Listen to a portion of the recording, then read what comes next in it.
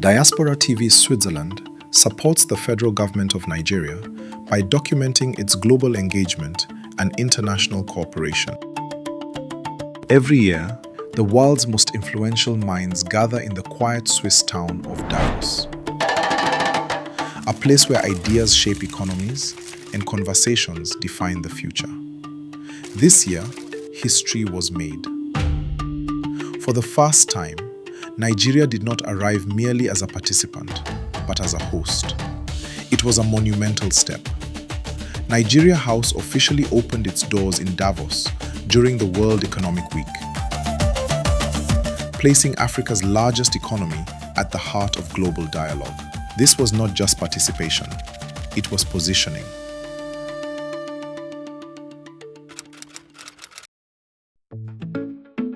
The opening of Nigeria House marked a historic milestone. The house was officially inaugurated by His Excellency Kashim Shettima, Vice President of the Federal Republic of Nigeria. This house instantly became a focal point, a place where governments, investors, innovators, and policymakers came together for dialogue and opportunity. People from across the globe became witnesses to history, a defining chapter in Nigeria's international engagement. For the first time in our nation's history, Nigeria stands at Davos with a sovereign pavilion of its own. Nigeria House is a response to the lapses of the past. It reflects our intentions. It reflects our seriousness.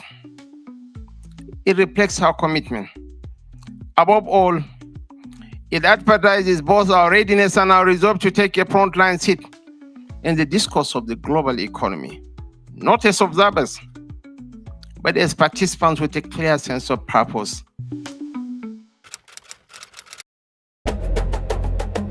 At the center of Nigeria House's activities stood His Excellency Dr. Kingsley Tochukwu Ude, Minister of Nigeria and a leading figure in Nigeria's global economic engagement at Davos. Throughout the World Economic Week, Dr. Ude played a pivotal role in shaping discussions and leading strategic engagement with international stakeholders. Nigeria House hosted a series of high-level panel discussions focusing on economic development, innovation, sustainability, and Nigeria's role in an evolving global economy.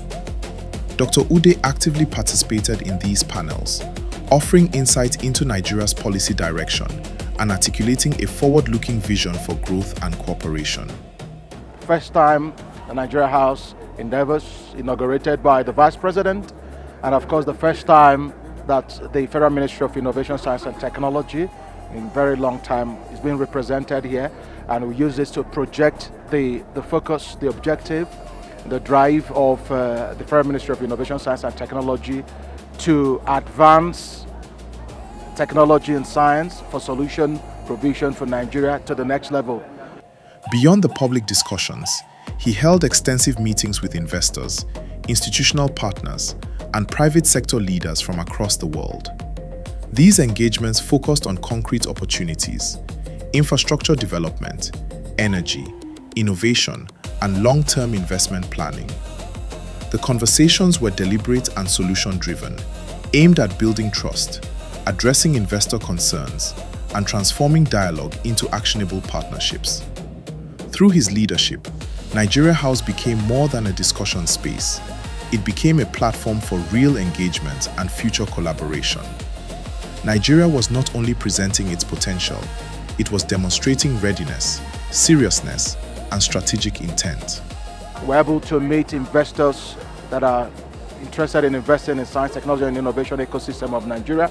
We're also able to meet Nigerians, diaspora, that are interested in coming home to support what we're doing in the STI ecosystem of Nigeria. It's not stopping here. We're taking these things home because the connections we have made with diaspora, with the business community across the globe, we're only beginning to scale them up. And so Davos 2026 has not been just for interaction. It's been success. It's been taking steps forward so that Nigeria would indeed play its role as a leader in Africa and even globally.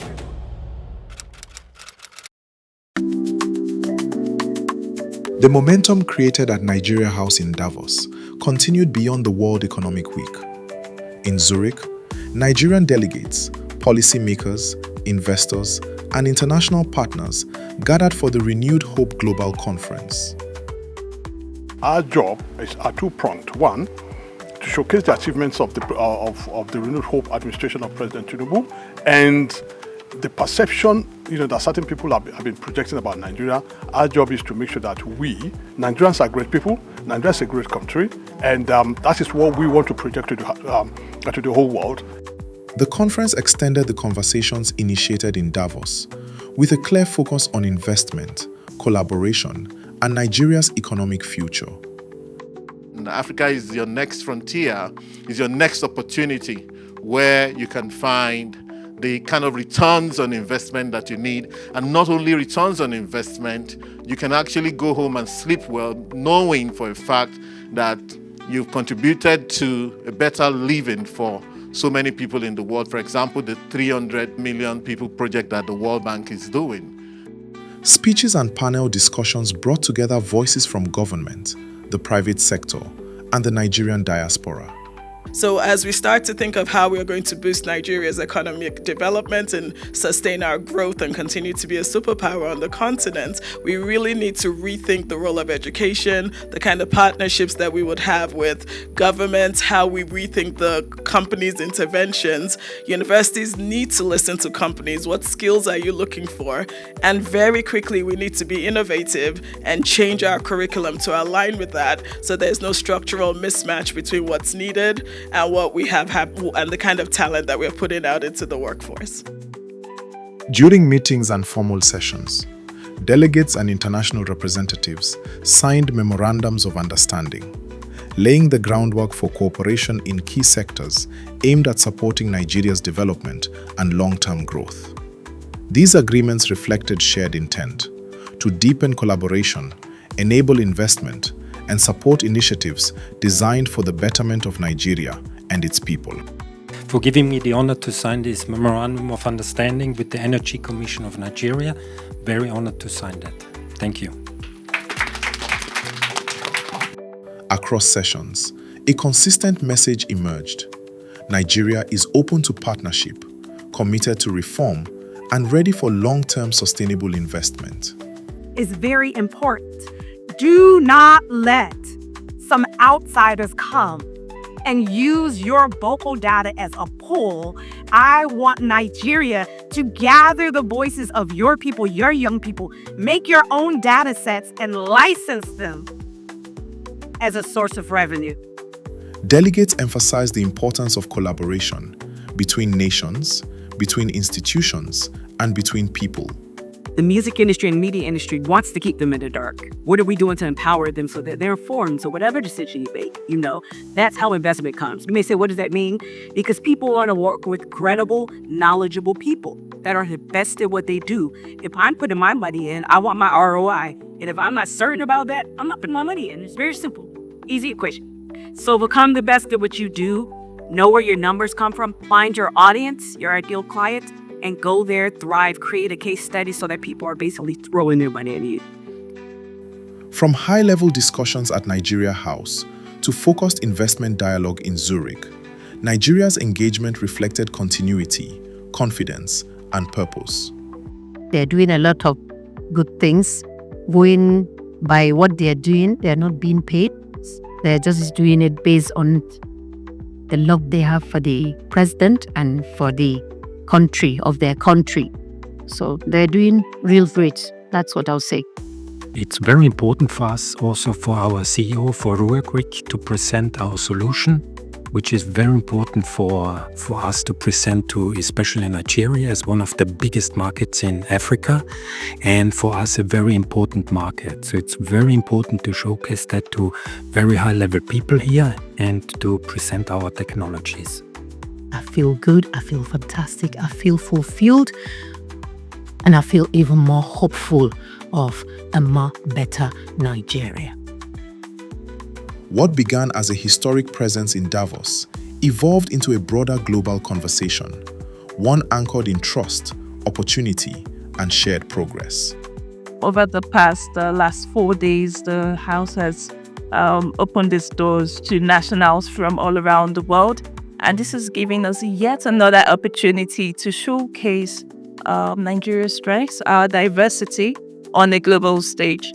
It's been a great outing so far, and I think it's very important as Nigerians to own our narrative and, in platforms like this and amplify our voices, and also show the willingness to collaborate with the global community, and for us to just be seen and to be visible and to express our cultural identity and engage with the rest of the world.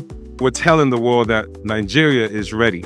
We're ready for you to bring your investments. We're ready for you to come in so that we can build the country that we know that we are meant to be. This has just been a place for Nigeria and a time for Nigeria to actually showcase our culture, our intellect, and also show that we're investment ready. There have been so many, conversations that have brought about a lot of deals or hopeful deals in the nearest future. At this point, we want everybody to know that we are ready to partner from a technical perspective, from an academic perspective, investment-wise. Nigeria is ready, so invest Nigeria. What unfolded in Davos was more than a moment in time. It marked the beginning of something new. Nigeria House stood not only as a physical presence, but as a symbol of confidence, readiness, and a nation stepping forward with clarity and purpose. Shaped by partnership, driven by purpose, and guided by hope, Nigeria is moving forward, and a new future begins now.